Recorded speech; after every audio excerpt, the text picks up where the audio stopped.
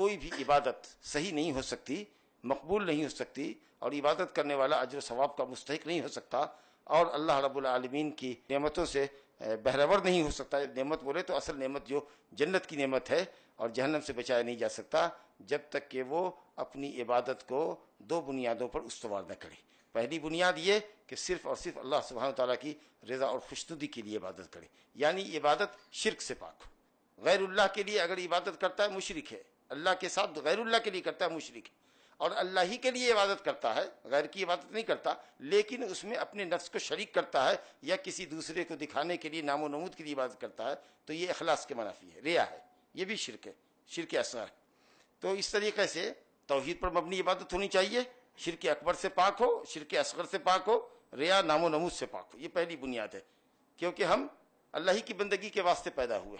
اور جب ہم یہ کہتے ہیں لا الہ الا اللہ، تو یہ اقرار کرتے ہیں کہ اللہ کے سوا کوئی عبادت کے لائق نہیں ہے۔ تو پھر اب یہ تصور کہاں سے پیدا ہو جاتا ہے؟ یہ شیطان پیدا کرتا ہے کہ اللہ کے علاوہ کے لیے بھی کچھ عبادت کی جا سکتی ہے، نظر و نیاز چڑھائی جا سکتی ہے، اللہ کے علاوہ کو بھی پکارا جا سکتا ہے مشکلات میں، شدائد میں۔ تو یہ شیطان آپ کو شرک کو بزرگوں کی محبت کے نام پہ آپ کے سامنے پیش کرتا ہے، تو اس خطرے کو سمجھنے کا ہے۔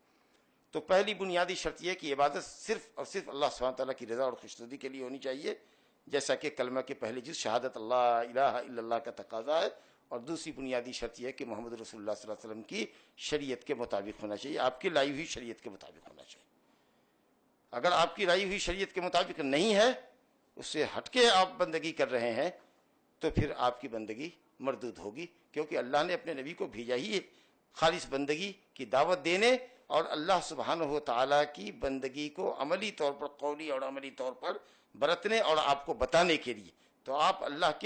کی عبادت اللہ کے بتائے ہوئے طریقے پر اگر آپ نہیں کریں گے تو ظاہر ہے کہ آپ دور چلے جائیں گے، اللہ سے دور چلے جائیں گے،